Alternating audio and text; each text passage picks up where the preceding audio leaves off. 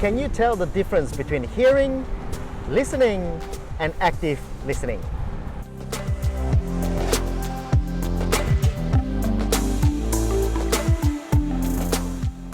I found that this is one of the greatest struggles for people when they first learn how to sell.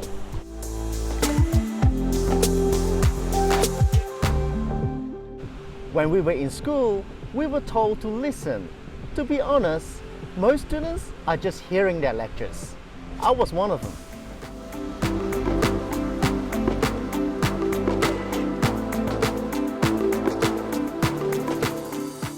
Where do you think the problem first arises?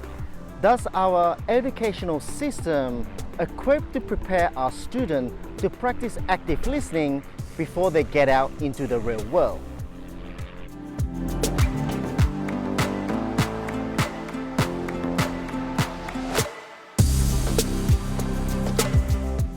If we know the source of the problem, we can begin to improve on it.